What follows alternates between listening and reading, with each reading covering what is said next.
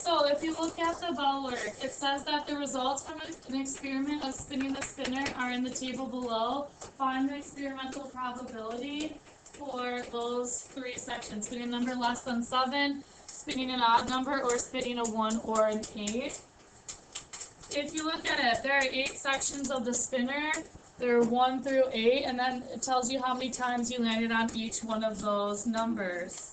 You would have to add all of these values together to figure out the total number of times that you spun the spinner. When you added 5 plus 6 plus 1 plus 4 plus 9 plus 3 plus 5 plus 7, what did you get for the total number of spins? 40. So we know that we have a denominator of 40. For spinning a number less than 7, we need to add our values that we spun for 1 through 6. When you added those together, 5 plus 6 plus 1 plus 4 plus 9 plus 3, what did you get? 28. So we have 28 over 40. If you simplify that fraction, 28 over 40 simplifies to what?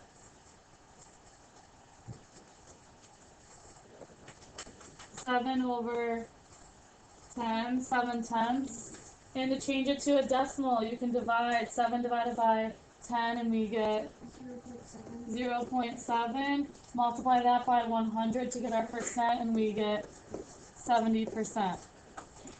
For spinning an odd number, you want to add up all the times you spun an odd number. So you're adding 5 plus 1 plus 9 plus 5. And how many did you get? 20, and that would be out of 40. What does that simplify to? 1/2, which we know is 0.5 or 50%. And for the last one, spinning a 1 or an 8, we're adding the number of times we spun a 1 and the number of times we spun an 8. 5 plus 7 gives us 12. So we have 12 out of 40. What does that simplify to?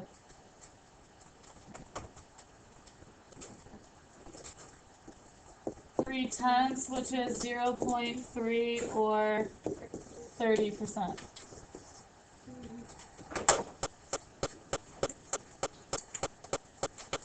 Our heading for our notes today are probability models, so you can label your notes probability models. Our target is I can use probability models to find the probability of events. Okay, so probability model is a probability distribution that predicts the relative frequency of each outcome if the experiment is performed a large number of times. It's sometimes referred to as your theoretical probability. These 3 vocabulary words I want you to write in your notes. The first one is tree diagram. A tree diagram is a diagram that displays all possible outcomes of an experiment. Fundamental counting principle, sometimes abbreviated as FCP, is a way to figure out the total number of ways different events can occur, so to find your total number of outcomes. And the last one is sample space, and that's the set of all possible outcomes in a probability experiment. So, Mr. Stokes placed 5 marbles in a bag. He asked a student in his statistics class to randomly select a marble, note its color, and return it to the bag. The trial was repeated 150 times. So we want to find the experiment, or it says the outcomes of the experiment are recorded in the table. Determine the probability of each outcome based on the experiment and enter it in the table. So if it was conducted 150 times, what's our denominator?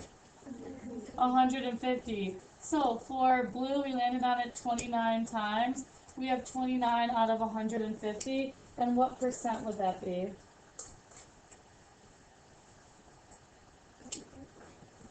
19%, if we round to the nearest whole percent. For yellow, we rolled a yellow 57 out of the 150 times. And what would that be as a percent?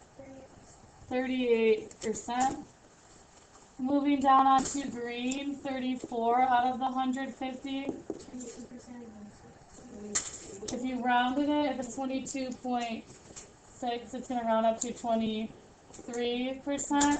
And for 30 out of 150, that is 20%. And what about 0 out of 150? 0%. The second question says, based on the observed frequencies, does each outcome appear to be equally likely? Do you think each one of these had this equal chance of being selected? No. What do you notice about purple? What percent did we pull? 0%. So maybe there are no purples, or maybe there's only a very small amount of purples. What color do you think there's the most of? Yellow. Yellow. That one came up 38% of the time. Okay. Yeah. So we are drawing a tree diagram. A coin is flipped 3 times. What are all the possible outcomes? So we break this down. On our first flip, so the first time we flip the coin, what 2 things can come up? Heads or tails. The second time we flip the coin, if we flipped heads, for the second one, what 2 things can come up? Heads or tails. Each time, what comes up? Heads or tails. So if we got tails first, on the second one, we're either getting heads or tails. And if we move on to our third flip, if we flipped heads 2 times in a row, what could we get for the third flip? Heads or tails. If we had flipped heads, then tails, we could get heads or tails on the third flip. You could go from tails to heads, and then you could get heads or tails. And if you got 2 tails in a row, we could also flip heads or tails for the third coin. Okay, so you can count the last branch to determine how many total outcomes you had. 1, 2, 3, 4, 5, 6, 7, 8. There's 8 different outcomes, and they want us to name all outcomes. If we started at the top, you could trace all 3 of these, and we could get an outcome of 3 heads. So heads, heads, heads. Otherwise, we could trace the next part and go to here. Heads, heads, tails. After that would be heads, tails, heads. Heads, tails, tails. And then we're moving on to the bottom half where we flip tails first. So we have tails, heads, heads. Tails, heads, tails. Tails, tails, heads, and all 3 tails. Okay, for your next question, draw a tree diagram choosing between 1, 2, or 3 and the colors blue, red, or green. For this one, your first choice, you have 3 choices, 1, 2, or 3. If you chose a 1, how many choices do you have for color? 3, so you could choose a 1 and then blue, red, or green. If you chose a 2, you have 3 choices for color, blue, red, or green. And if you chose a 3, you have 3 choices for color, blue, red, or green. How many total outcomes do we have for this one? Yeah, we have 9 outcomes. If you chose to start with the colors first, you would have blue, red, or green, and then you would branch out to your colors, 1, 2, and 3. You would come up with the same amount of outcomes. And our outcomes are, we have 1 blue, 1 red, 1 green, 2 blue, 2 red, 2 green, and 3 blue, 3 red, 3 green. Okay, so you can use the fundamental counting principle to determine the total number of outcomes. To use that, you multiply to find the total number of outcomes. For this example, Andy has 5 shirts, 3 pairs of pants, and 6 pairs of socks. How many different outfits can Andy choose with a shirt, a pair of pants, and a pair of socks? So we're going to multiply each one of these values. For number of shirts, how many shirts does he have to choose from? 5. We're going to multiply that by the number of pants, which is 3, and our number of socks, which is 6. We will multiply these to find their total outfits. What is 5 times 3? 15. When you multiply 15 times 6, what do you get? 90. So there are 90 outcomes. You would not want to draw a tree diagram that has 90 outcomes. So use the fundamental counting principle to determine the total number of outcomes in each situation. Rolling 2 number cubes. On the first number cube, how many choices do you have to choose from? 6. You can roll 1 through 6. On your second number cube, how many choices? 6. So when we multiply these two values, 6 times 6 gives us 36. So there are 36 outcomes. Where did you get 6? When you roll a number cube, it's a die, and you can roll either 1, 2, 3, 4, 5, or 6. So there are 6 choices.